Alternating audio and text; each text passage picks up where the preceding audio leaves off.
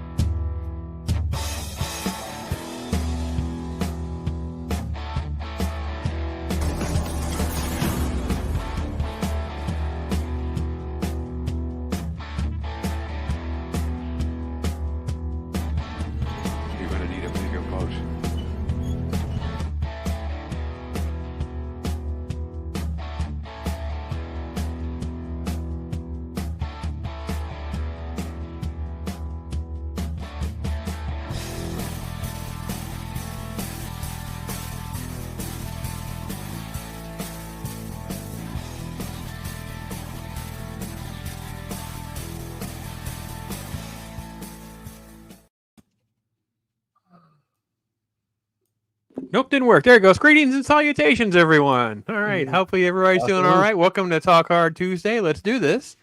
Terminator, man. 40 freaking years, man. I didn't schedule this earlier in the year for some reason. I kind of meant to, so we'd be ahead of a lot of the other Terminator nuts. And I was sort of sad that a lot of people didn't do like a Terminator Day or something, because this is like got all the little metaphors and allegories for something special. But here we are. We're going to talk hard about it, get into it a little bit. So, Loki, my brother, how are things going, man? How you been? I want a Sprite now. Thank you so very much. I know. No caffeine. I want a Sprite now, or a 7-Up. Give me something, man. Look, IRONCASTER came equipped. Look at that. I got tea. That's what I got. That's how I'm doing. It's tea instead of cool and refreshing 7-Up or Sprite or something. Help me. Well, I got the Terminator. They didn't have any real good Terminator 84 type toy commercials that I could track down easily, and I thought the crazy T2 melding toy machine thing was really freaking cool. So, yeah, that was a fun one. Was there any sort of toy commercials for RoboCop versus Terminator? I mean, I didn't game.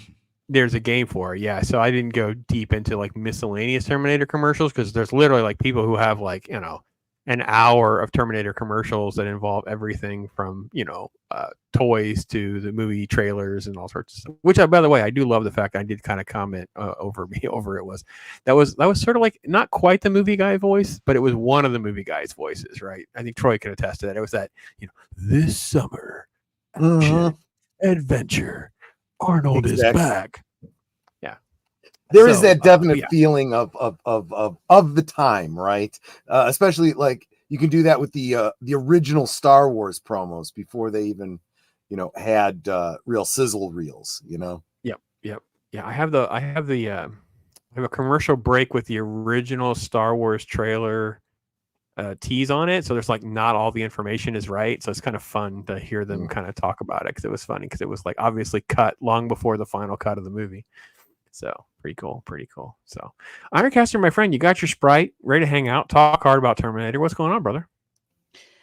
Just kind of, I felt better, but it was one of those movies where I curled up in bed under like all my blankets and watched it and had a good little time. I like the disaster apocalyptic background you got going on there, man. I feel like we're in like the models. We got the model set behind you there. It's pretty fun. Yeah, it felt like the appropriate background for this movie. So, I like to kind of throw on a good little theme now and then. IRONCASTER could be this group's Kyle Reese. I could see that. That could work for us. We could see him. In a world of IRONCASTERs, only one reigns supreme. That's it. Rock on.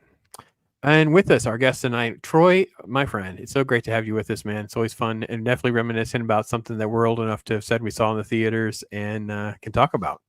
Absolutely, and watched it again last night. At least a little bit with Stone Cold Loki last night. Thanks for joining me, buddy. That was a lot of fun. That first movie's great. There's a lot of good stuff in that first movie. One of the things we talked about as we were getting into the second movie was how there was a lot of talk about, no, there were only 2 movies. No, there was 2 movies and the series. No, there was, it should have gone to this. I kind of like this. No, I've actually come to realize as of last night, they should have cut it off at 1 movie. There shouldn't have been a second one at all. All the things that people were like, time travel, paradoxes and this and that are completely eliminated if the first movie is just the standalone first movie. Yeah, no, exactly. I have a problem with time travel movies in general, where it gets overcomplicated and you take things to like the 7th degree. It gets completely out of hand. Yep. It's so easy to retcon and override, and then you kind of lose track of your continuity. And plus, just based on this movie, at the end of it, it's like, oh, this Skynet's last ditch effort was to send back to the Terminator. It's like, where do you go from here? Yeah. So my take on that is, because I couldn't agree more about time travel movies, because no matter what you do, you are always going to have a problem with your timeline prime, because whatever changes you make afterwards, it's like, well, how did we get John Connor the first time? And if we didn't have them together, was it always, it's like, you always end up with like a loop, right? You always have some sort of issue. And I will say, at least Terminator tries to give me some sort of rules. I always give back to the future credit for that as well. At least they try to give us some sort of rules. There's a whole lot of time travel and stuff that's done in entertainment where I can't even keep track what the rules are, man. They just start just doing things, and contradictions layer so much that I can't even enjoy the product. I can at least enjoy the first 2 Terminator movies. And I will say, look, I can understand where you're coming from, Troy, but Cameron's cut ideas, right, of the attack on Skynet, the fact that there's this and there's that was all basically why T2 was sort of like, kind of wrote itself kind of thing. And I will say what still amazes me is he was able to pull off, you guys could speak to this, that he was able to pull off the father-son dynamic.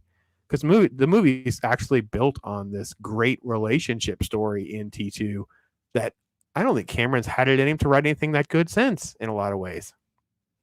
One realization I made last night, towards the end of the second movie, I pointed it out to the folks on the panel that I said, yeah, exactly what you said. We got 2 father figures, his actual father, which is Kyle, and this Terminator that's reprogrammed that Sarah, as the narrator, is describing as what a perfect dad he was and this and that. And I'm like, so you realize that in the future, he sends both of his father figures back in time to be killed. He's responsible for the death of both of his fathers. That's great storytelling. It's heavy, man.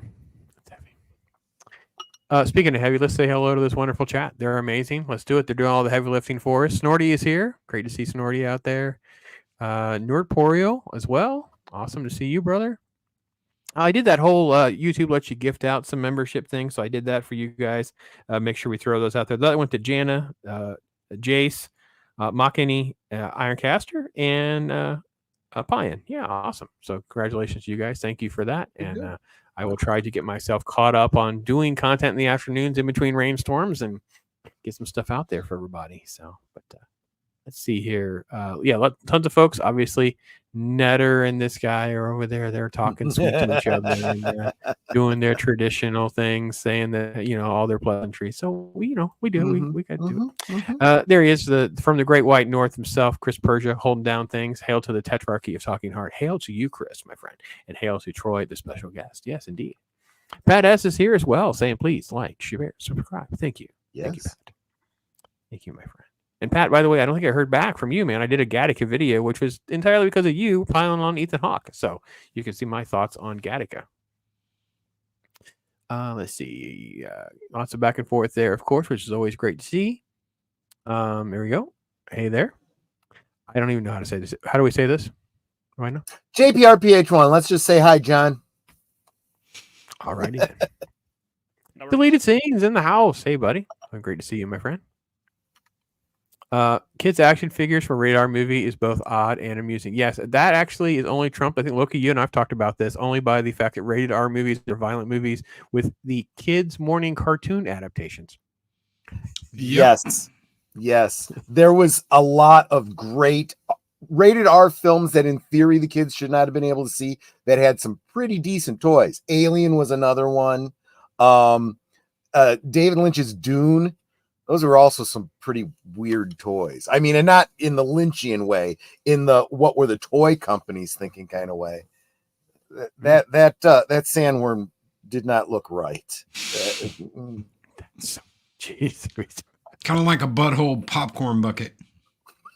Yeah, that was a mess. I had to get the Conan animated series because I did not have that. And I thought, well, this is going to be one of those that won't be around and like constantly being reprinted or anything like that. So I had a copy of that for the grandkids. You got to own that physical media so they can never take it away from you. Yeah. Yep. Lord Thoth is here. Great to see him. Awesome, brother. Slasher Fred. There you go. Original movie, even though science fiction movies mostly slasher film because it has all the tropes. Cold-blooded serial killer pursues me. Well, and if you haven't heard the story of Cameron, I guess we could just hit that real quick. He basically had this as like a starving fever dream, right? Like he was just malnutrition, not feeling sick, and had a horror robot attacking him and just started making these art drawings. And that was the precursor to what the Terminator kind of looks like. And the irony is, I guess they had all sorts of iterations and designs. I don't know, Ironcaster, you could want to hook up, I think you do like a behind the scenes Terminator Cameron drawing, something along that, and you'll find an image of this thing that's been sort of shared around. It is interesting, and it pretty much is the look of the thing at the end of the movie when it's like half a body going after her. Pretty close. So, thank you, DJ Ronnie G. Hail to you, brother. Yeah, thank you for that. Little AI help, a little of this, a little of that. Next thing you know, there you go. Am I put that up on the community tab and ask folks, am I the Pops 800 or the T800 Pops? What is it? Harlan Evans said, well, it should remind you because there was a lawsuit accordingly.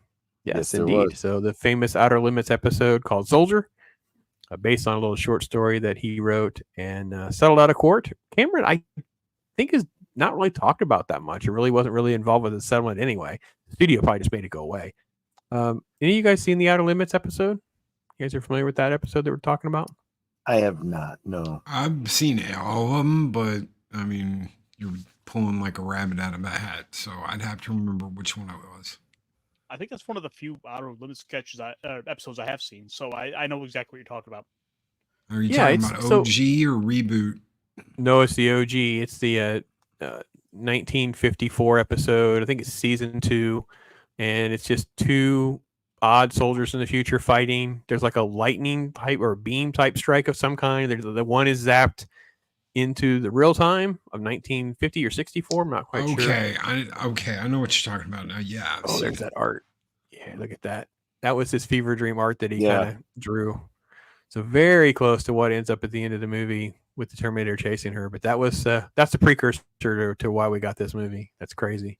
Gosh, that looks like the kind of artwork from like Heavy Metal or something like that. Yeah. Yeah. I like that. Almost seems like a Clive Barker type thing is what it looked like to me. Oh, I can kind of see that too. Yeah. Yeah. Yeah. Awesome. Well, with that, The lady's in the house. SQUEEKA Mouse. How are you doing, lady? Hi. Sorry I'm late. Oh, it's all right. It's all right. There's always room for the mouse. How are y'all doing? Oh, we're doing good. We're doing good. Doing great. So, getting yeah, I was just touching. Yeah, we're just briefly touching on the Outer Limits episode. Yeah, 2 soldiers fighting the future. Some sort of like laser beam lightning thing. One gets thrown into the real time, and then the other one's kind of stuck in a limbo.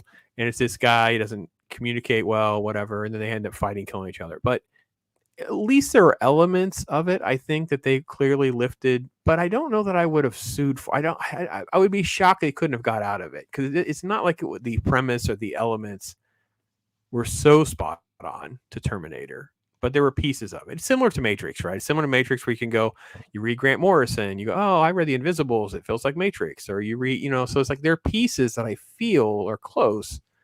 But yeah, I don't know. So it's one of those things where if it had gone to court, it probably would have been thrown out. But yeah, the way court works, it's like, it might be cheaper to just make this go away, and that's why they settled out of court. Okay, we'll put your name on it. We'll give you a little something, and there you go. Pat S says, if we time travel, step on a butterfly, dinosaurs will be alive in present day. Sounds like an AI short story, Pat S. We're sending Loki back in time. He's going to step on and kill as many Actually, we'll send IRONCASTER. Send Just don't kill any mice. That's all I ask. The whole concept. Mice ruling over us. The story that spawned that whole butterfly effect thing, Sound of Thunder. It actually changed when they killed a butterfly back in the Cretaceous period or whatever. It changed the outcome of an election and the way English was spelled. I kid you not. That's how the story goes. Oh, yeah. I remember that now. Yeah, it was like English was all spelled phonetically, and some really, really bad person won an election. And it's like, I don't see the connection. It would make a lot more sense if there were much bigger impacts on history than that.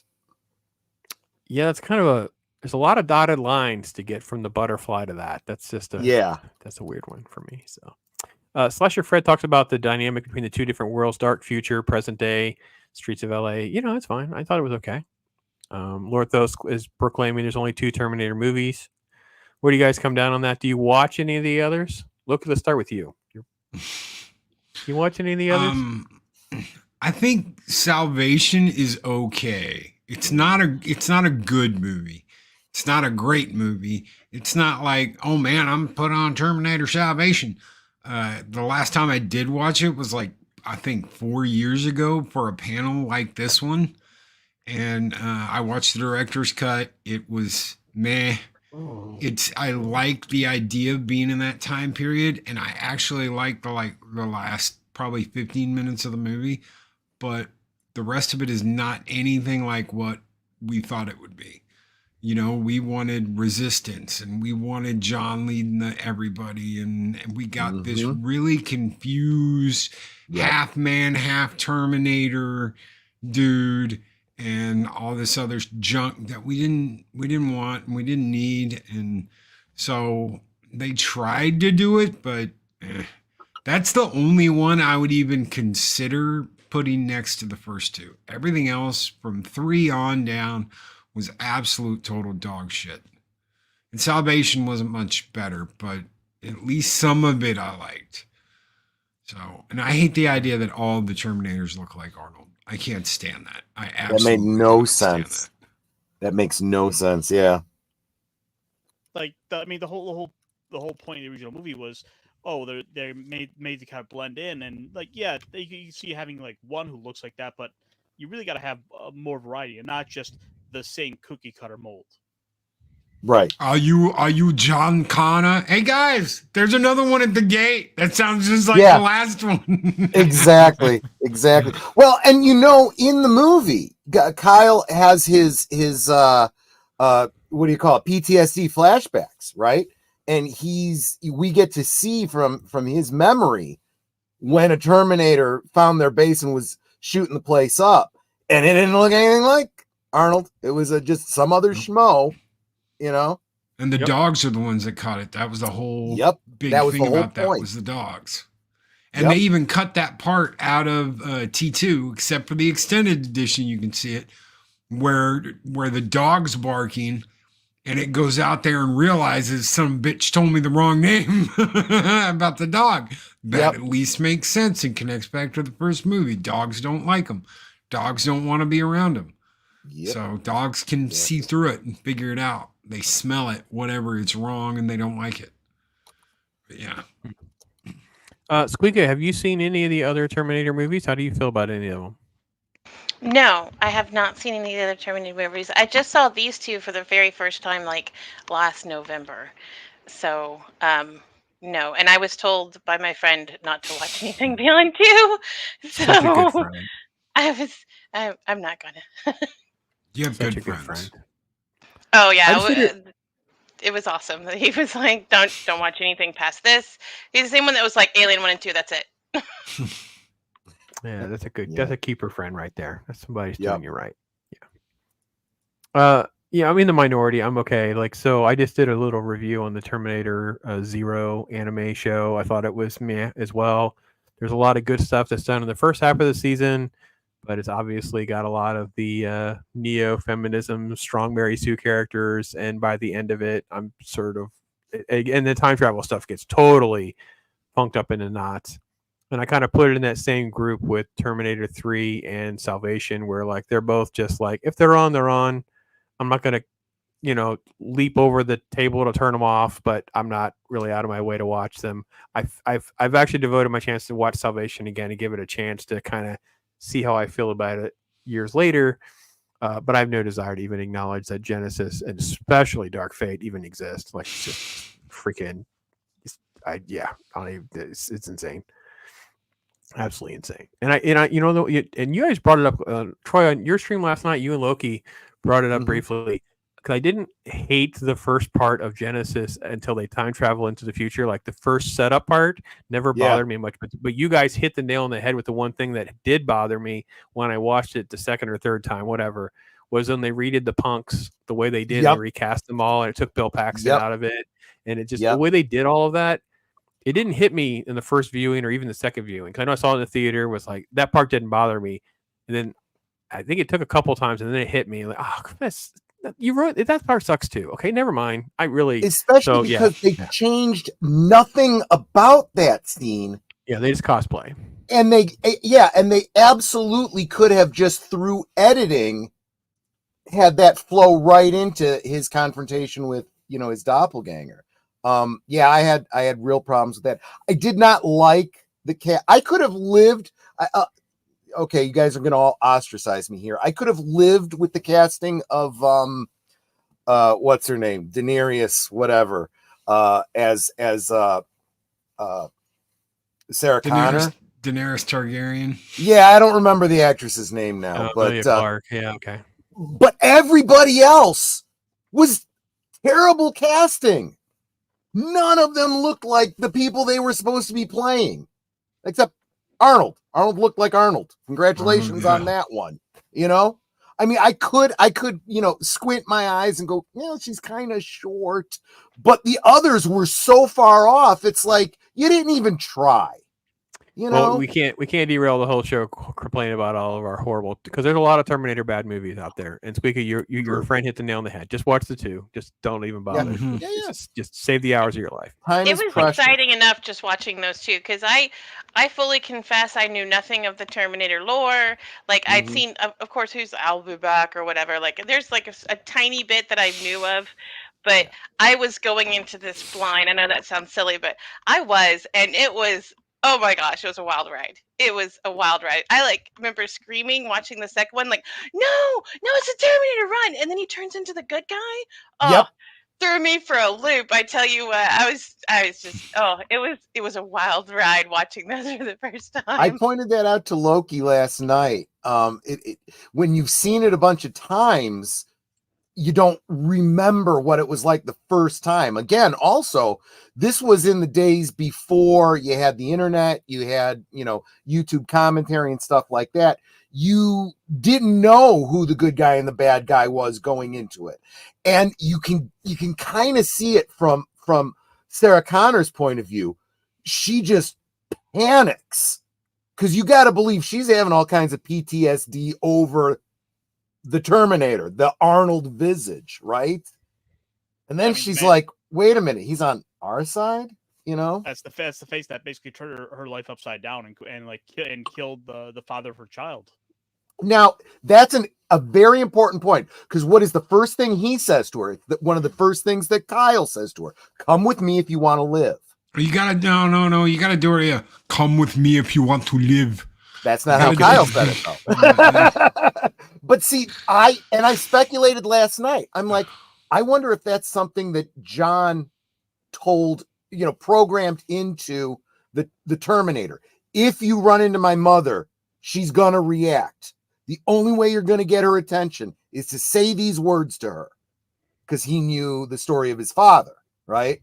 Just a speculation. There's nothing that confirms or denies that but it makes sense. And I feel it justifies these throwback lines. Every time you see a throwback line in the second movie, it kind of makes sense. After that, it becomes parody of itself. Gotta be back. So I'm going to be sexist for a minute, Squeak. I'm going to ask for you to speak to this comment because it seems the only appropriate way to do that. The movie's paradox, but if you ask Sarah Connor never slept with Kyle Reese, let the Terminator kill her, we never had to be doomed to the future. So basically the take is if Sarah wasn't such a slut, and we wouldn't even have to deal with all this nonsense. Squeaka, you have a take on that? What a hoe. No, I mean... I knew you would deliver for me. I mean, yes, you could say that's one outcome, but we don't know if, it may have been that at this particular point that John was the catalyst for all this, but at the same time we don't know that. We don't know if this was supposed to happen or this is what happened when they came back, or if he became the catalyst because of the time travel back. There could have been another John Connor from another woman, you know what I mean? I don't know if this particular instance of Sarah sleeping with Kyle is what made all of this happen. I mean, for the movie it did, but there's nothing saying that this wouldn't have been the future anyways, because the Skynet and everything. If John may have just been the pinnacle for this particular piece, but that's not saying that this future wouldn't have occurred. That's like saying the internet would have never been created. I'm sure somebody would have thought of it. I'm not hearing you deny that she's a slut. That's all I wanted to get out of this. Go ahead, Loki. You got it. All women are. If you count Terminator 3, then that ending was originally what was supposed to happen before anything happened. So everything was destined to happen on the second date, not the first date. Because Kyle goes back and does what he does, things morph and change. Okay, so it happens earlier because they get the chip from the Terminator's skull and they get the arm. They're able to analyze that and they're able to push their plan up, I forget how, by a decade. And that advances technology faster, and they're able to get to the AI that's going to screw everything up before it was going to. But if that doesn't happen, I can't remember the exact date, November 12th, 1995 or whatever it was. If that doesn't happen, then it's in that later date, 10 years after that, when it happens in T3. So it was going to happen no matter what. It's just because of John Connor doing what he did and sending Kyle Reese back, it happened sooner than it's supposed to. I agree 100% with Loki on that. And I was he actually communicated it just now better than what I was trying to say last night. I thought I rambled just a little bit. You may have done, but it is a little bit of a complicated concept. I had a little bit of a disagreement with a buddy in the chat. If you take the first movie on its own, you have a terrible bootstrap paradox. I'm sorry, you don't. There is no paradox, really. Yes, you do, because how would the first John Connor have existed? You're focusing on only the second movie. No, I'm not. I'm wondering. So we go along in a timeline. There's a John Connor that exists in the future that sends Kyle back. How did he get there? Oh, I see. That is a There's always a paradox. You have to decide unless which paradox it was a you want. different like Right, like Squeeka said, Squeeka there's a different timeline, possibly. Sure, of course. And she would have, the idea that she would have called her son John. Oh, what a shocking, this coincidence. Also, if you go by some theorists, that original timeline would no longer exist. So as soon as you bring time travel into the equation, as soon as you send someone back to a previous time, whatever timeline you were in no longer exists. All that exists is the new timeline where that person went back in time in the first place because of the butterfly effect. But to speak to what Loki was saying, as far as the Cyberdyne and the I almost said Yo-Yo-Dyne and the Terminators and whatnot, there is no bootstrap paradox there. It only exists because two decided they wanted to play around with that. But in one, there's no reason to believe that Skynet comes into existence because the Terminator went back in time. It's just, it always was. And we were winning the war. And this was their last ditch effort. And we're sending someone back to stop them from stopping us, Well, it's kind of like the paradox of the internet. I used to work for an ISP, so I saw the internet at its inception. And I know where it started from. So we've had certain technologies, like such as Wi-Fi and things like that, for quite a long time. Like Heidi Lamar was one of the people that invented it. But what happened is, it's kind of like, to me, what Loki was saying in the Terminator. What happened was, because of the way things are, we hit this certain point in technology where that, coupled with the rush for patents, pushed so many things into supreme advancement. Like Wi-Fi became a bigger deal. The touch screens. I mean, touch screens have been around for a while, but then all of a sudden they converted that into iPhones. And I know this because, like, I worked for IBM, and that's one of the things you do there is you try to look for patents and things like that. And you do a lot of research, and there's patents sitting out there for tech that we're not using right now. Yep. So there's nothing saying that Skynet wasn't around way before that, but because of, and it could have been somebody besides John in the future. It just happened to be John because of the fact that he got sent back and got kicked into this timeline. But it could have been someone else that helped and moved along the skyline eventually. Like, we could have gotten there a little later. No, go ahead, Pops. I was going to throw it to Ironcaster to say, all right, so let me ask you, brother, because Terminator Zero tries to deal with this. I don't know if you've seen it or not. It's an anime show, so I thought you'd be front and center. I mean, I may have beaten you to it, which is shocking, by the way. What they try to say is, again, they muddle it up for themselves. So I'm not trying to tout it being any better than the other two movies I have mentioned, right? They're in that category of Terminator 3 and Salvation as being a mess. But they try to say, all right, so when you send someone back, so the original timeline happens that somehow John got into the future. I don't know who his parents were, how he got there, but he got there. Sarah's the mom, someone's the dad, he got there. Now we have the Terminators goes back, Kyle Reese goes back. The original timeline still exists. It doesn't sort of void it, as Loki was saying, like it vanishes. It just sort of like it's no longer impacted by the events of the new time travel. You create a new timeline. So it's sort of like in the show Loki when they kept splintering off into these little threads and lines on a screen. Just imagine that the original thread, though, just keeps going forever. It just goes on. There's no way to impact it now, because when they go back, if they were able to go back to the future, they would go to a future kind of like Back to the Future would, like your new future, not back. Anyway, so again, this is a time travel muddy mess. I know you agree with me about time travel muddy mess. Where do you come down on all of this? Sorry, I'm trying to. Well, I guess I need you to kind of clarify the question. I'm not sure I even know what the question is, other than just trying to speak to the John Connor.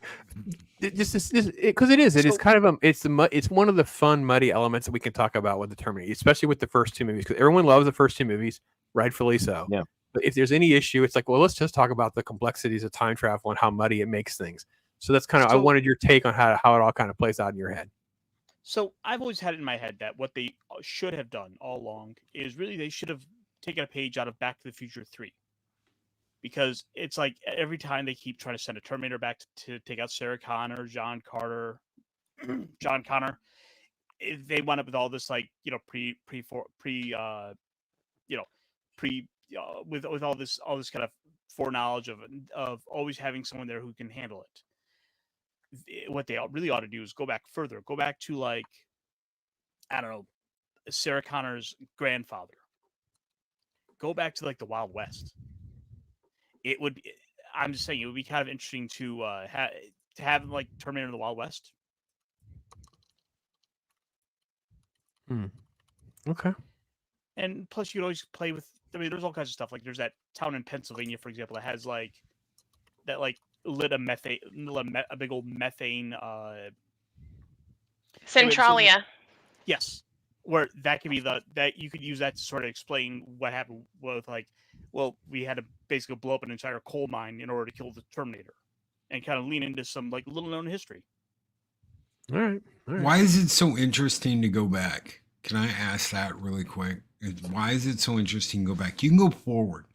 Moving forward through time is theoretically absolutely possible. We know how to do it. We approach the speed of light, and things slow down for you while everything else remains at the same speed.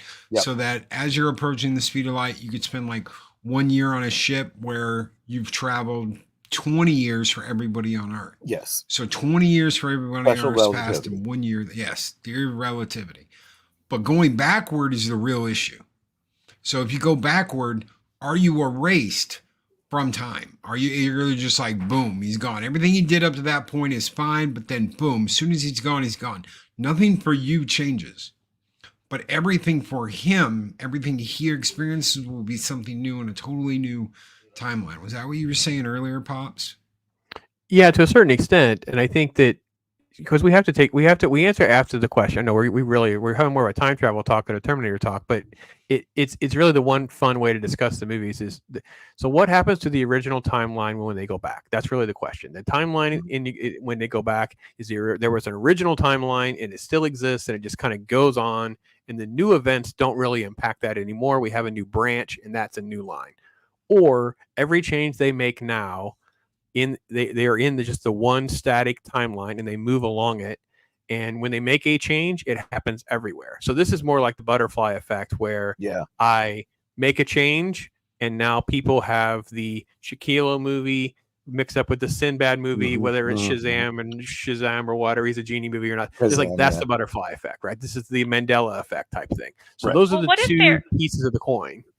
What if there isn't a butterfly effect? What if John Connor always existed? And just because a home dude came back and got flirty with home mama doesn't mean that he never existed. He just may have had a different dad. Like, what if there was no change to time itself? It just changed his parentage. Wait, think about that. You know, because I mean, little known fact, just to toot my own horn as a girl, it has been proven that your intelligence comes from your mother's DNA. Just saying. So, what if John Connor always existed? It's just the dad changed. Well, and you think that through. It doesn't matter. Since we just watched the first movie again last night, it's fresh in my mind. Remember what happened the night that she met Kyle? She was actually going out that night. She could very well have met some other guy that night. That's what I'm saying. And that poor answer machine got killed for nothing.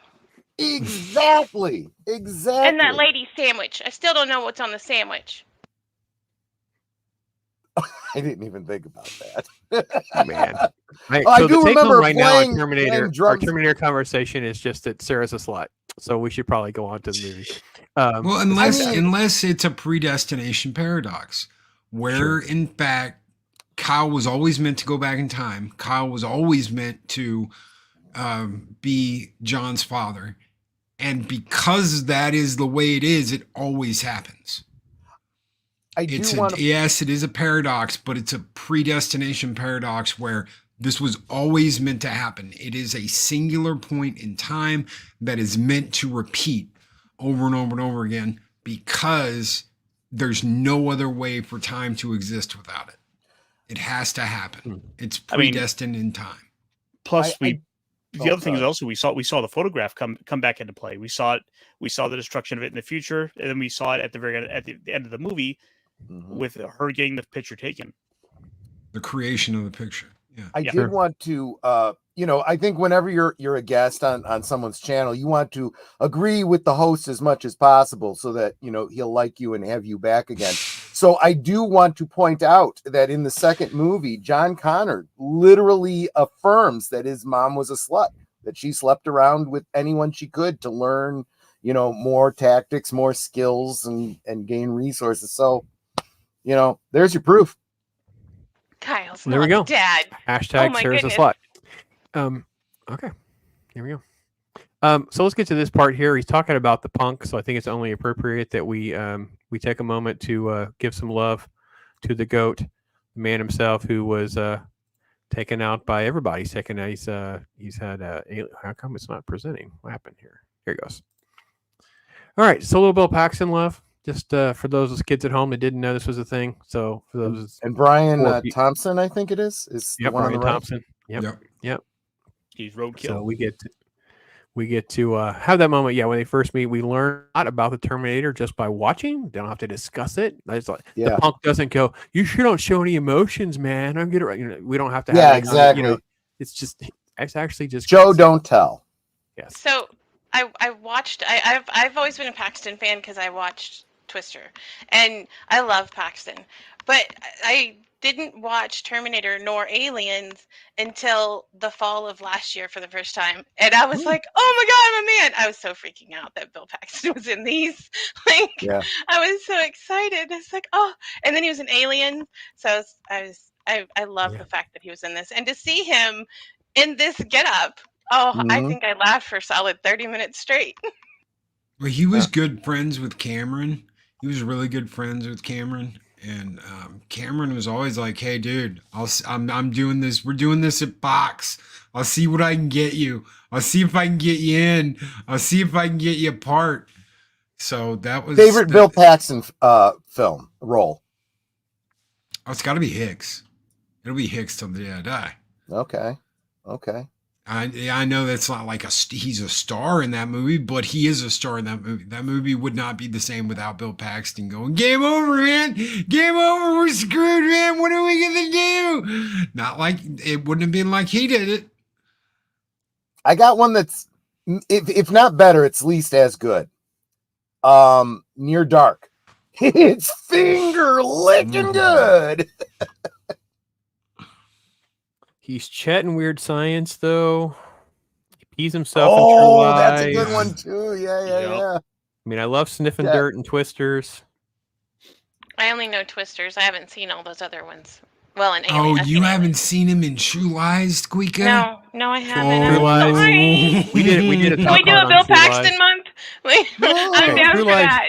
Yeah. You'll have to do True Lies, and you will laugh yourself silly when you see what happens in that scene. It's amazing. Yeah, nobody ruined that for SQUEEKA. No one ruined True Lives for SQUEEKA. Oh my god. I think he's great in Apollo 13. He of course dies at the hands of a predator as well in Predator 2.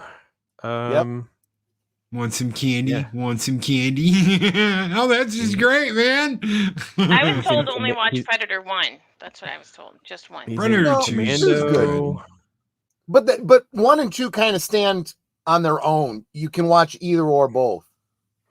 There's a massive difference between 1 and 2, though, SQUEEKA. That's also just to be fair. It's 1 is the one to watch. 2 is sort of like it's not the worst thing in the world, but everything else is Anyway, all right. It brings the aliens too. Yep. Bush is bringing up all. Yeah, Bush, you're killing me, man. I don't even want to hear the words. I don't even want to know. I know. It's like I need therapy, man. Dark Fate's worse than Genesis. Yeah, Dark Fate is worse. I can't get through Dark. My favorite. I'm kidding. I haven't watched that one. It's so bad. It's so freaking stupid to have him like some sort of horrible CGI mess. So I don't know. I choose to go down the Sarah Connor Chronicles route instead and just bypass those films. So I love to have these moments, and I love Ironcaster's reaction. We revel in these timeless. They capture the '80s moments where you have the cars and the outfits and the scooter and technology. The answering machine, y'all. Yeah. By the way, the voice on the answering machine is James Cameron, SQUEEKA, the actual director. So. Oh, the punch card. Yes, this silly punch card, just the silliness of everything. Him hot wiring a car this way. Wow, sorry, that's the wrong scene. Yeah, True fact. I know how to do that. Yep.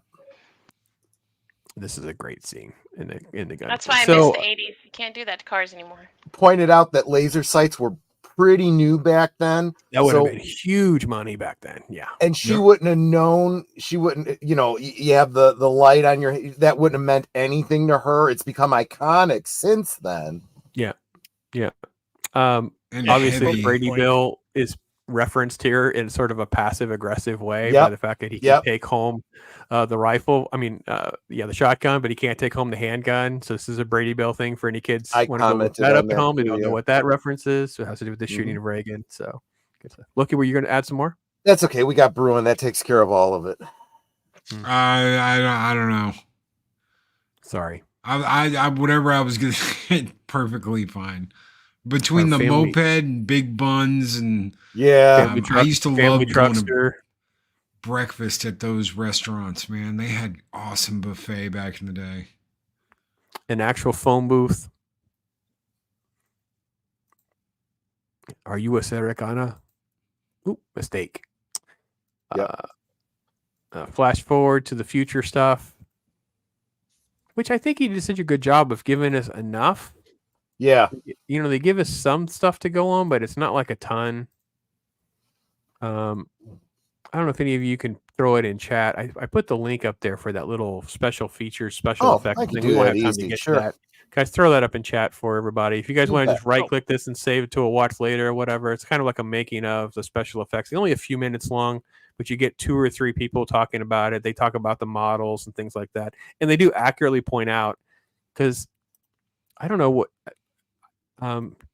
Loki, what was it like for you? Because you came along, you're younger than us. So by the time it got to your age, did you guys know a lot of this stuff was done with models? We didn't know what to think when this movie came out. We actually just did not know what was done. We totally didn't understand the blowing up of the semi, and we just assumed, okay, whatever. We didn't even know.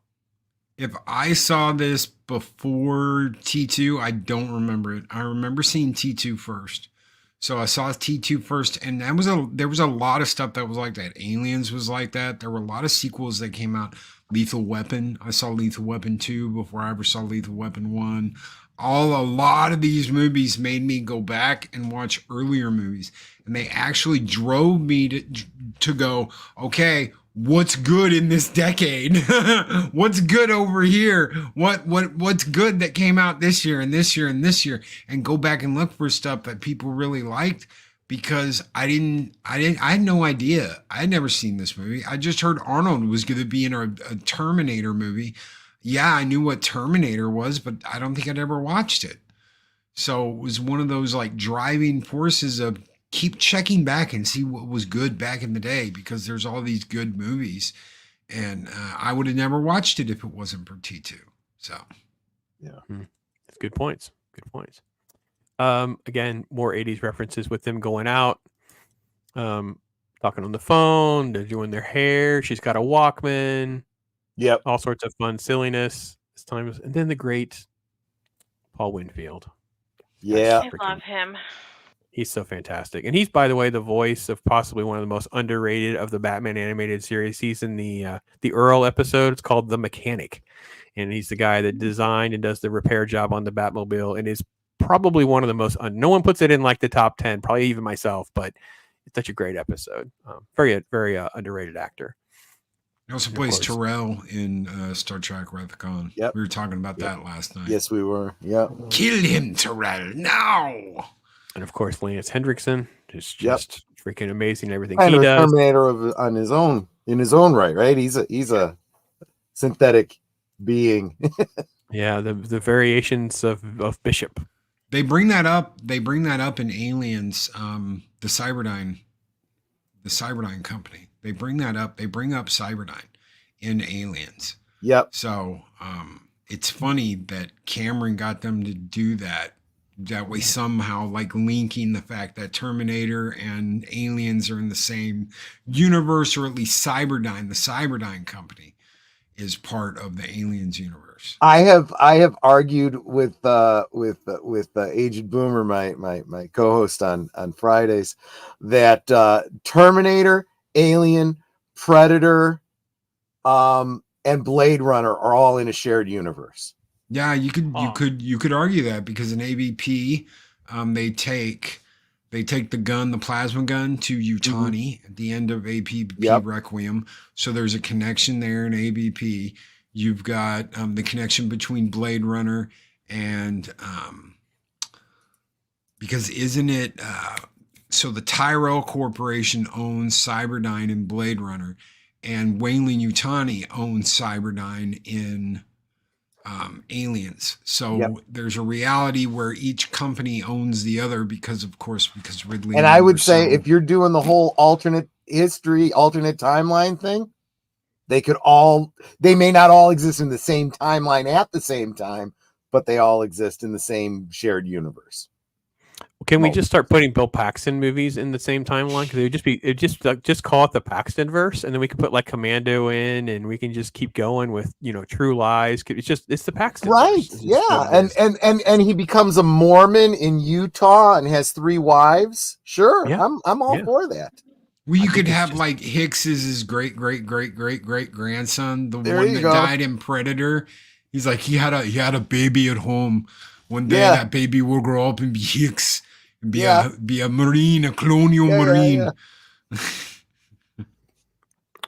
So maybe they're all just shared. What if Lance Hendrickson's films are also in the shared universe as well? They're all in the same.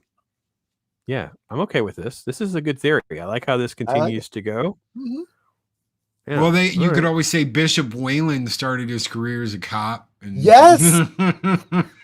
Yeah, he was really just the what do they call it, the life model for that android. That actually is in some of the other lore anyway, right? The other versions of Bishop that he plays and some of the other contents, like his Bishop's in his name, it's different versions thereof. So yeah, I can live with that, man. That's a good idea.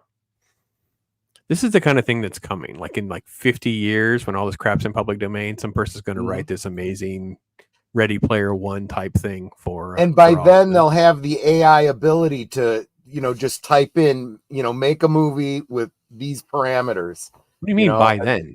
We already do. They're kind of doing it now. Yeah. If you're gonna fund it, Loki and I will just have it done by the end of the week. Yeah, there you go. Yeah, we can do that. We totally do that.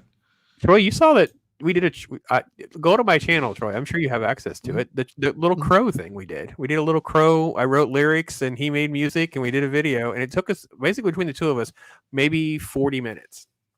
Yeah. So there's we don't know, and we don't really know what we're doing. No offense to Loki, but I definitely don't know what I'm doing. So imagine people who actually know what they're doing. Yeah. Oh yeah. There's a young woman who started following my channel recently. Her whole channel is brand new music videos that she creates using AI. Well, I take a brand new songs using AI and then a piece of AI art, not anything moving or anything like that. But it's good music. I mean, it's good music.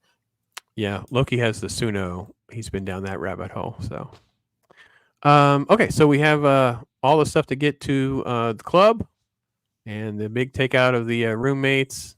Yep. And the first real big fight scene, and we see him get up and all the shenanigans break out. I have to give some love to the dancing because this is pretty authentic. Not all movies play up like what club and going out and dances and stuff were like. A lot of white man overbite there. This was actually pretty close. I actually thought this movie. This doesn't get credit. Someone's going to spend time to talk about the authenticity. Behind Kyle, look at the glasses all hanging up behind him. Yep.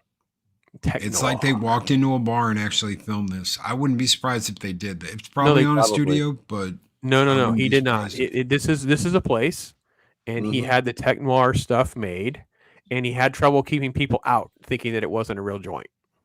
So that's because we didn't really touch on this. So let's take the scene down for a minute. Yeah. Let's get SQUEEKA's response on this. SQUEEKA, he didn't even have permits to film many of the scenes that were filmed on location. there's literally like running from the cop stories that they have of like, we have to hurry up and get this shot done. They woke Arnold out of bed at like 3 a.m. for one of them. Yeah, there's all sorts of crazy stories. He didn't even have permits. How does that? Can you imagine trying to make a movie or doing things, SQUEEKA, and having this as the end result when they didn't even have permission to do it? Like I don't know. Well, so my friend talked about. Can you hear me? Yeah, we can hear you. Sorry, my screen did this weird thing, and I thought I just broke. When we were watching it, my friend said the same thing. He was like, "Yeah, there was no permits," and he went into detail about all that.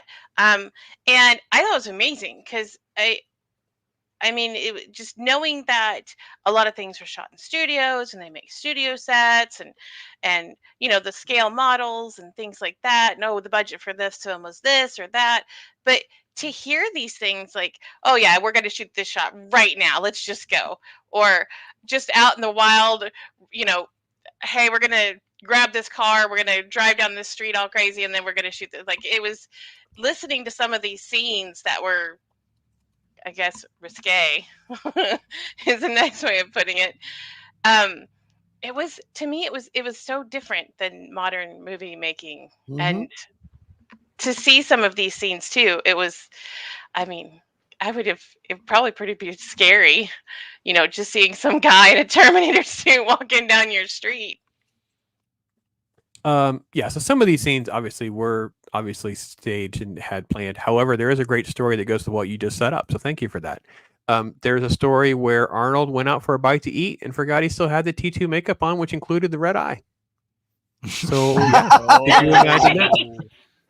So he went to like a little cafe to grab a quick bite, and he was like there and realized he had some of the stuff on him still. So he doesn't look nearly as scary and intimidating as most of us visualize, because the T2 look is more of what the stereotype is, but still, he's a very big dude. And imagine having some sort of weird makeup and synthetic and that. I wish there was more to that story. I don't know if he's talked about it enough in interviews. But yeah, it'd be kind of fun to kind of go down that rabbit hole and chase down more details. But I've seen it referenced in a few interviews and comments over the years. So, chat, you guys are amazing. I see all of you coming in there. Sorry about that. I wanted to get to Zach's. He made this great comment here. Time travel is impossible without a phone booth. It's kind of fun. At least most time travel movies make reference to phone booths. So even if you don't have one, they usually reference one. So I will say that. If they come back to the era that have them, of course. So. They're asking for IRONCASTER. He's a little bit soft when he was talking. I don't know. I thought he was a little bit lower earlier, but I think he's better now. So. I think I fixed it. Okay. Yeah. Did you know Michael Biehn was supposed to be the Terminator? Arnold was supposed to be Kyle. That was a very early on thing. But clearly, Cameron went into, I guess, the pitch, and he was basically trying to sabotage the Arnold thing to get him to that type of role or whatever. And then he liked Arnold. Arnold was super cool and chill. So that's why, it worked out. Arnold was the Terminator. So it wasn't really as big of a thing because, this is a great one for SQUEEKA to take note of. Stan Winston is the famous special effects guy, and this is part of his genius, is pulling off this Terminator stuff. So I did love the special effects, like especially at the intro, just all little, tanks and pew-pews, and I thought it was pretty wild.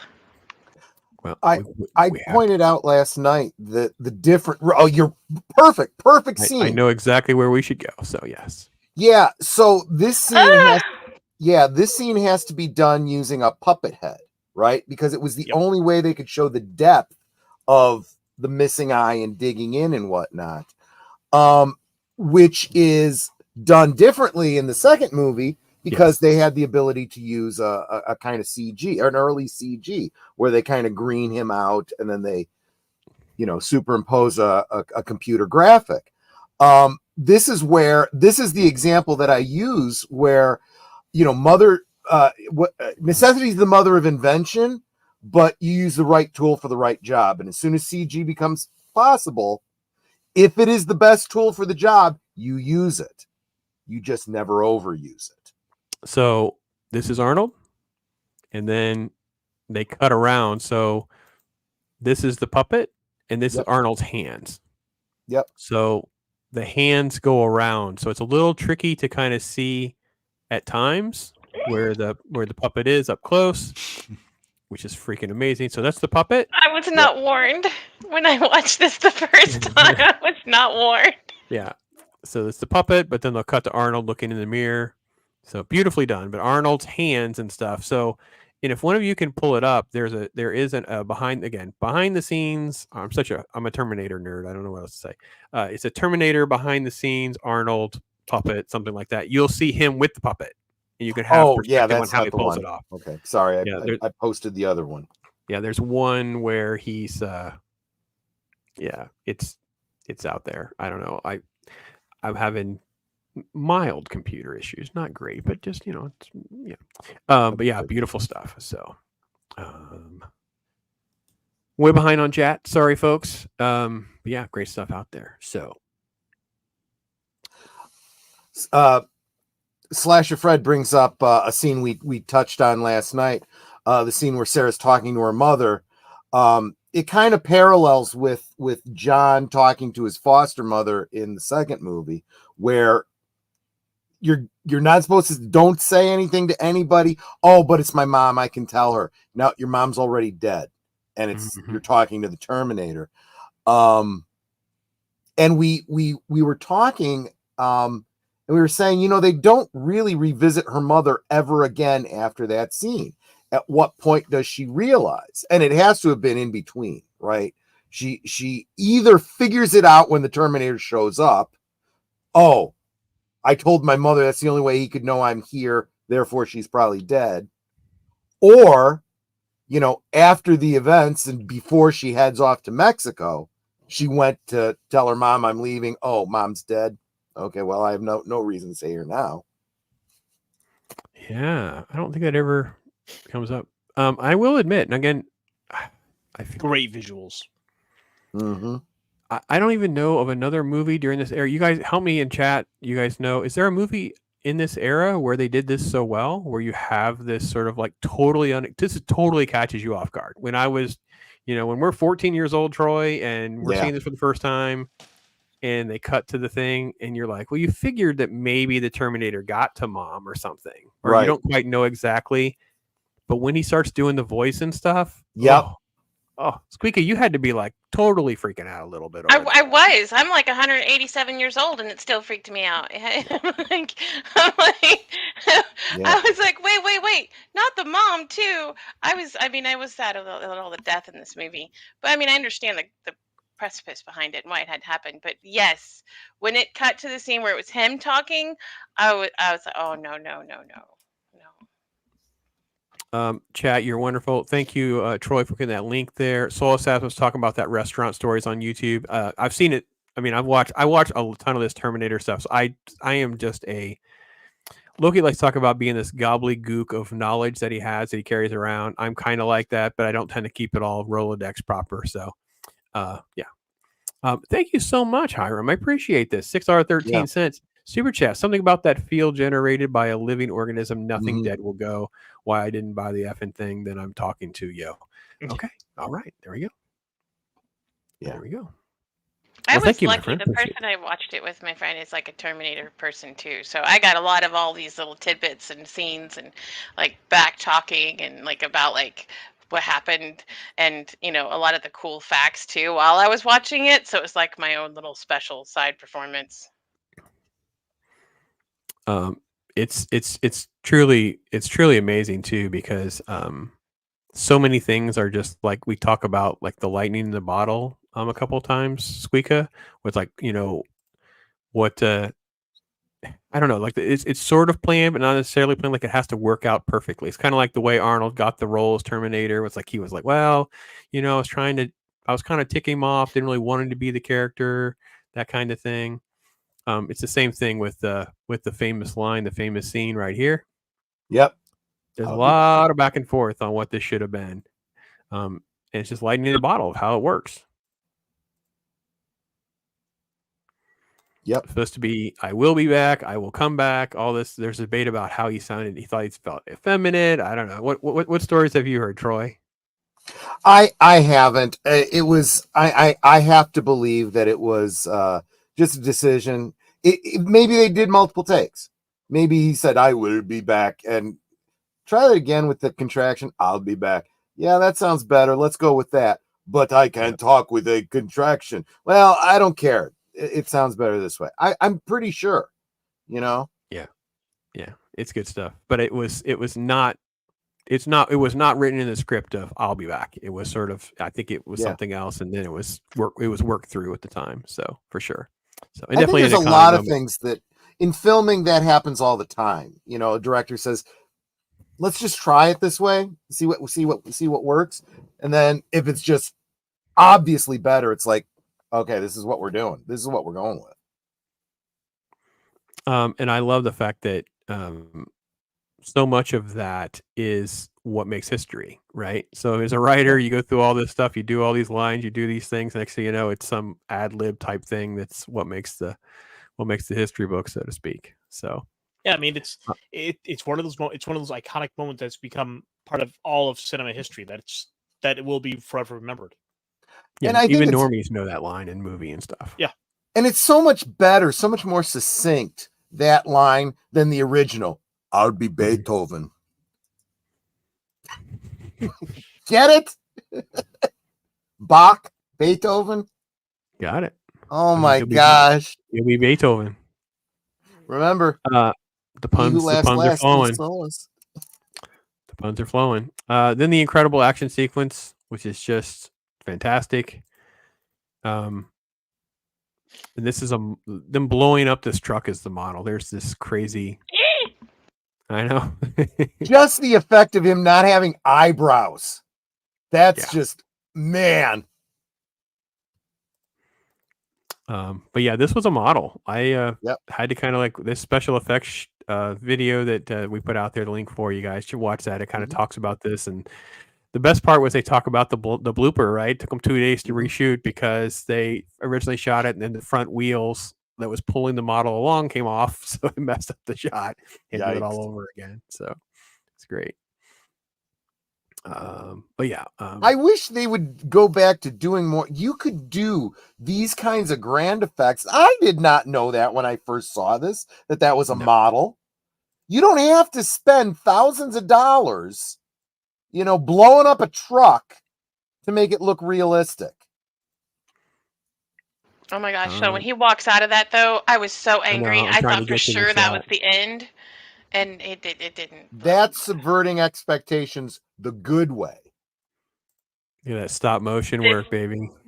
Yes. Scared the snot. I mean, I had nightmares for like 3 weeks. I have said this so many times. Stop motion animation cannot be improved on for certain things, and something like this, that unnatural, uncanny valley that you expect from an animated battle chassis or an animated skeleton or something like that. Stop motion every time. Yeah, I think that what I would probably do if we were doing it, Loki and I love to just fan fiction. We get our own Terminator movie. When it emerges from fire and things like that, and you have the exoskeleton, when it's moving initially and it's trying to get its footing, it's trying to recalibrate itself outside of its human exterior, I think stop motion works great for that exact reason, Troy, because it's kind of like it's clunky and jerky, whatever. Having some CGI effects here and there and things like that to enhance it, I think are fine, but that original effect, I think it just works great. And that's what they did. That's what they did in Beetlejuice with the sandworms. Go back and watch the original Beetlejuice and look at the sandworms. Go look at the sandworms now. That is still stop motion. They've just smoothed it over with AI and CG. And it looks great. It looks absolutely great. It doesn't have the little jerky moments like they had in the original, but it looks almost exactly the same. There's one other thing I want to point out about this scene. It's if you're not thinking, you miss it. Just before he gets in the truck, he's dragging his leg and he's limping, and the servos in his leg aren't working or whatever. And as he gets up in that scene, still doing it. It's a great, eye for detail, I really like with that scene in particular. Just you get that extra audio sound of just the pistons moving. Yes. As with every little move, the eyes are moving, so we got to have Yep. that little extra background sound to, Yep. to kind of tune it in. Oh, it's great. Absolutely. Well, I love the fact that, because he is damaged, right? So I love that. And then when you get to more of like the refined look, I know with the flames and stuff, Squeak, it had to spook you. This actually is what scared me. This thing. Oh no, from the flames on, like the whole thing, Yeah. like this Okay. whole part Yeah. on. Yeah. I was like, we could have just ended this movie with the truck blowing up, and I would have been fine. Yeah.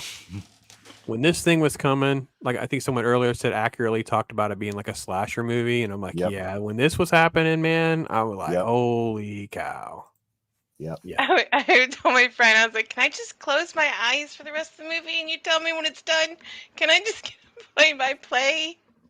And every step of the way, every time they think he's done, he's not done. But it does go back to what Kyle said. He will not stop until you are will dead. be back. Yeah. But yeah. And then when you get to the final sequence at the end, it's reaching forward. It literally is that horror drawing Yep. that he had earlier. Yep. Oh, it's so funny how well this is just held up so good. I'm just, yeah. But then with all the cliffhangers, I totally didn't expect it to end there either. I was like, it's going to come back. Something's going to happen. Well, then there was a second movie, so you're kind of I right. meant beyond the second movie. I was waiting for it to keep going. There's a deleted scene where they're putting her in the ambulance and the cops are talking, and it pans out and shows you that that's Cyberdyne. Yeah. That is the Cyberdyne building. So it clicks into the fact that this is how they do it. They've caused their own war, and the almost annihilation of mankind is Cyberdyne gets the chip and it gets the arm. So it's kind of leading you into this. It's where it's supposed to be. But I would say that by cutting that out, because it is a deleted scene, then that is non-canon. No, I absolutely agree. By adding it back, you're retconning it, is what you're doing.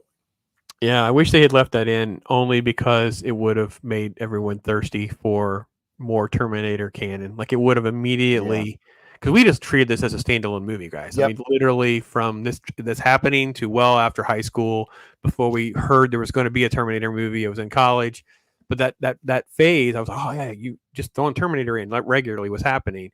The fact that it adds that depth, because you'd have fun. And you talk about it, right? Oh, well, the cops would have seen this mechanical arm and stuff in there. Why did the police not arrest her for murder? Because she's the only human that knows about Kyle Reese and blah, blah, blah. But by having a couple of little nuggets, it was just fodder for fun. It was just so I good. think they even explained that at the very end. The two guys that work in the building are talking. He goes, did you move it? And he's like, yeah, I got it. Like, we moved the evidence so we can keep the evidence without the cops finding out. And all they had to do was have like one executive of Cyberdyne show up and say, we'll have the building on lockdown, officer, or something like that. You know what I mean? It's like they could easily have just anyway. But no, it's great. It's great. It's good stuff. So, hail to you, Curtis. Thank you for stopping in. Appreciate you.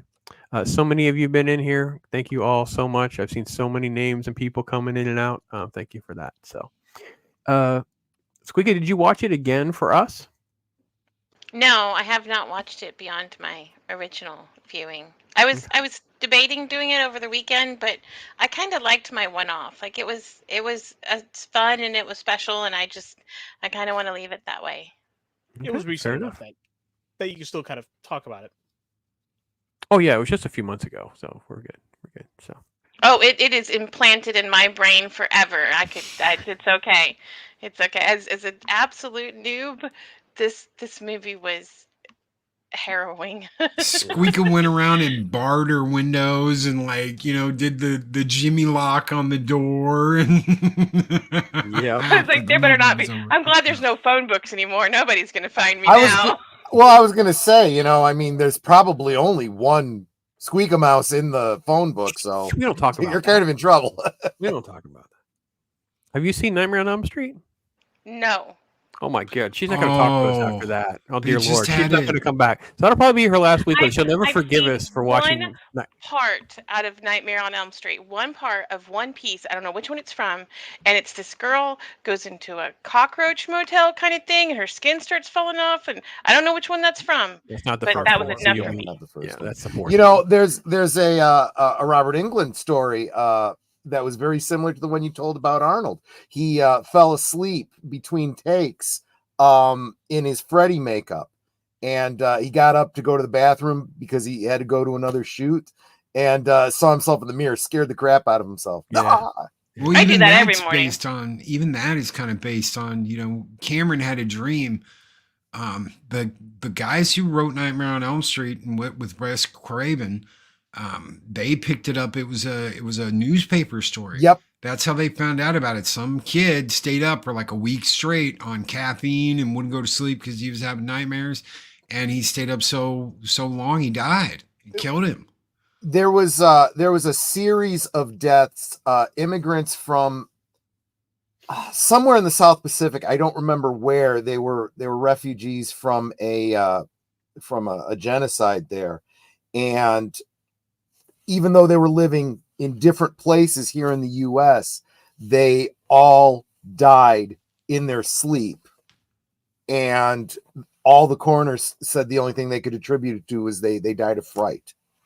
And there's a lot of speculation, you know, and it was an isolated thing, but it was the fact that all of these people had this, you know, situation happen to them, and it's never happened since. That was another one of the things that inspired that. Can you imagine, you know, dying of fright? See, I already have weird nightmares and a very vivid imagination, and I dream in all five senses. So that's why I don't watch a lot of horror movies, because, wow, it's intense when I go. I don't know how we're gonna get through October with her. She's gonna. Hopefully, she'll still love us for Christmas. We'll see. You look at some of these horror writers and you wonder, what is a nightmare for them? Well, You know? Loki tells me when I'm going to cry, so I trust Loki. He knows. Okay, well, you're probably gonna cry most weeks here watching what we watch. But yeah, that one's gonna be. Yeah, we'll get there. We'll get there. What are we watching next week? Be too bad this year. Go ahead, Ironcaster. I don't think our October list could be too bad this year for her. So, yeah, maybe just one movie in there. Yeah, Frank and Weenie. No, there's no Frank and Weenie coming up. So what are we watching next week? Oh, it's a SQUEEKA special. It's Kung Fu Hustle. Oh, love that movie. Technically, it's my first time watching because I had it mixed up with other stuff. I had not seen it, so now I'm like, oh crap, I have never seen this. So it's because I had it mixed up with other stuff. So it'll be my first time watching Kung Fu Hustle next week. But we joke all the time. I don't know when Loki. We just need to sit down and just do it. We need to and start pitching Ironcaster on it, because Ironcaster's list will be way too long. We have to start the list of the most rewatchable movies of all time. Terminator is, to me, by far just an automatic bid for that list. Ironcaster, give you some final thoughts on the Terminator and how you feel about this film. So in my rewatch of this movie, I've kind of come to the conclusion for myself that I think this is better off as a one-off. I kind of like the first one better than the second one. As great and as iconic as T2 is, it works better as a one-off movie, and no one should have ever tried to make this an entire franchise. I agree. All right. Well, Loki, my friend, what are you thinking? I'm gonna go opposite of what Ironcaster says. Not to argue with my brother, I agree with the way he's looking at it. However, without T2, you don't have a lot of going back for me. So with Aliens, I think Aliens is the superior movie. T2, I think T2 is the superior movie. Can you not have T2 without T1? Absolutely. But I think just these two movies, you can put them side by side and go, okay, they're their own individual thing, even though the story is kind of carrying over. Your characters are so different. Sarah is not this like meek screaming woman. She is a warrior, and she is ready to kill, and she is ready to do what she is. The Terminator. There's that scene where she's walking by the pool where I mean, she's like, I'm coming and I'm coming to get you. They even have the musical cue. You hear the dun dun dun dun. You know? And so the characters are so different. You've got a whole new Terminator that's completely alien. He's liquid metal. He can do all kinds of shit that the first one couldn't. Even though his mission is similar, he's different. Sarah Connor is different. Arnold as the T-101 is different. They're all different. So Cameron did something that was amazing. He said, I'm going to subvert your expectation, bitches. And he did that in such a good way that we're like, damn, that's a great movie. It's just a matter of that T2 is such a successful movie. It is that in a way they've tried to turn it into an entire franchise when really, like, every time they've tried, it's kind of underperformed. Well, that's where you get into corporate greed. They should have just left it at 2, and instead it's we want to make more money. We want to milk this, and they did the same thing with the Alien movies. Fox did the exact same thing. So there's a repeat of this. We want to keep bringing you in for reboots, and the same thing they're doing to us now. So I just want to jump in and say, for decades, James Cameron was free of blame for that, because for the 3, 4, and 5, he didn't have any say, right? The rights were with other people, right? He didn't have any say, wasn't involved. We all gave him, okay, listen, if you don't like 3 and 4, you don't like, okay, fine, studios, blah, blah, blah. Then he comes back, and it's total virtue signaling, new neo-feminist, dark fate, freaking garbage. It was worse than what it already. So you know what? He's dead to me too. It's like, I don't have faith that they, but I'm a hot taker. I actually am kind of in the middle. I think T1 is a better film. I think T2 has issues. Even when I watched it in theaters, I didn't care for the way he goes into the lava and he has his thumbs up. And then I was waiting for the screen to like glitch. And it was like, we literally glitched in the Matrix kind of thing. We're in a different timeline and we're going to be at the gas station or something. I literally thought that was what was going to happen. It doesn't do that. And that was my issue with T2. With that said, these two are go-tos for me. I watch them again and again and again, at least once a year. I'm always watching these. I'm a Terminator nerd. I will even tolerate if I actually have to do, like, I'm doing comic book stuff, I'm stickering books, pricing books, whatever. I can put on T3. I can turn on Salvation. It can be noise in the background. I can have a couple moments I like and just not get caught up into how bad issues are with them. So that's kind of my take on it. So final thought, I'll go to you, Troy. You're my guest, but I tell you what, brother, I can't thank you enough for being here, my friend. It's been great. No, I appreciate it. I always love hanging out with you. Given a choice, I fall somewhere between Ironcaster and Loki on this. And Loki, I love you. I really do, but I'm siding with Ironcaster on this. And here's why. This is something that I don't think enough people have mentioned about too. I hate that there are 12 freaking different versions of that movie out there. Which one are we watching this time? And which scene will be in it and which scene won't be in it? I don't like that. If I'm on the fence about whether or not, 1 and 2 belong, I'm walking away from 2 and going, you know what? 1 is simple, 1 and done. I'm going with that. That's a lot to be said for that. That's fair. That's a fair argument too. Fair argument. One thing. For a long time, we didn't have that. All we had was T2. That is and true. Then Cameron decided, you know what? I'm gonna tinker with shit, and I'm gonna give you a new cut. I'm gonna George Lucas the shit. I'm gonna give you the judgment. I'm gonna give you the Judgment Day cut, and I'm gonna give you the Judgment Day after war cut, and I'm gonna give you, and then we're gonna change the end of the movie where Sarah's like, John became a senator, and everything's fine, and he stopped the Skynet Act, and and just get rid of all that, and if you just tell these sons of bitches to stop messing with their movies and just leave it alone. We like it the way it is. Do I like her seeing Reese? Yes, I thought that was a sweet moment. Does it have to be in the movie? No, that's why you cut it, Cameron. Yep. That is why you cut it, because it does not matter. Do I like the fact that he's like, Janelle, what's wrong with Wolfie? I can hear him barking. Your foster parents are dead. And then it goes out and it rips the collar off the dog and kills the dog, and it says Max. And then the Terminator knows, shit, I screwed up. I like that, but it doesn't have to be in the movie. Exactly. Nothing they added into T2 in the special editions have to be in the movie. I think the only part I like is that they added was when they pull his chip and Sarah's gonna smash that shit. Yeah. And John's like, no, we need him. And she's like, you don't understand. If he turns on us, we can't stop him. And he's like, no, trust him. We're gonna do this. We'll put it back in, and we're not gonna break it. And there's the payoff when he decides that she was right. Yeah, on his That's own. The only part that I'm like, you should have left that in. Yeah. Everything else doesn't matter. None of what he cut mattered. Yep. And leave the way it ends, because the way it ends is we don't know what's going to happen now. We have no idea what the future. Could it still happen? It might, but right now we have no. Oh my God, we have to prepare for this date and this time to do all this stuff, because we don't know now. We're going into an unknown future. That's a great ending for a movie. I agree. So, final question, and we'll go on this. How long until we get another film? We got this Terminator Zero thing, which is not, again, it's not the worst thing in the world, but it's not good at all either. But how long until they go back?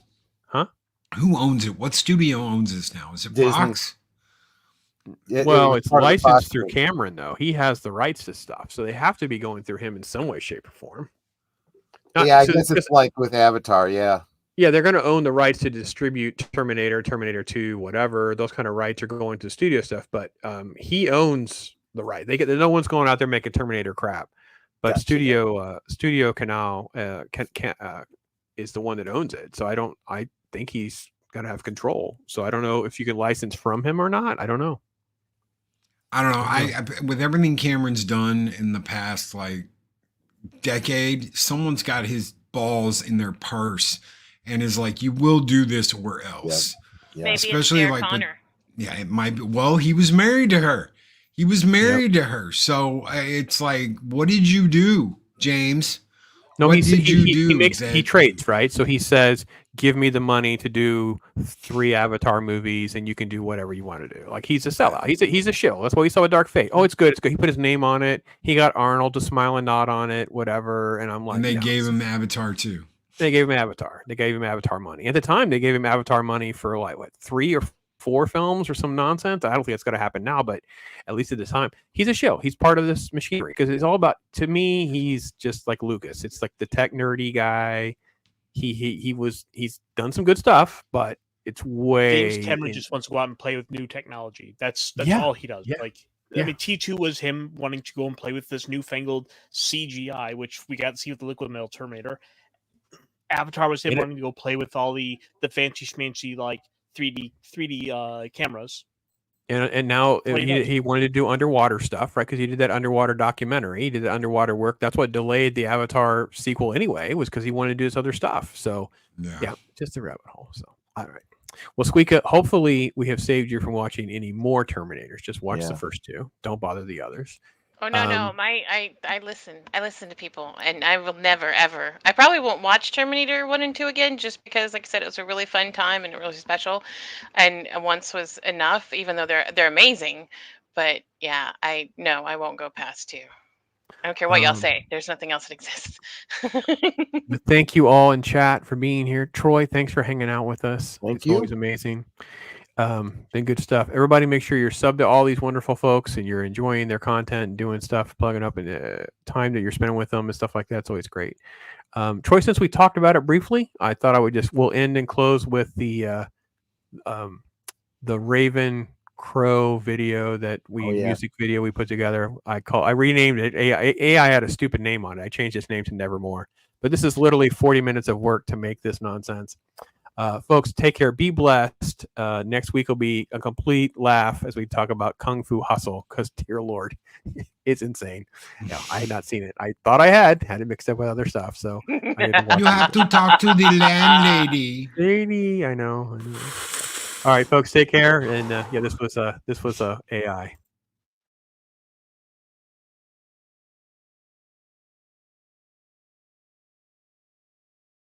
Once upon a midnight tree, white partner, leaving weary, echoes of a distant past, shadows dancing on the floor, lost in thoughts of what could be, whispers calling out to me, just a knock upon the door, just a knock and nothing more.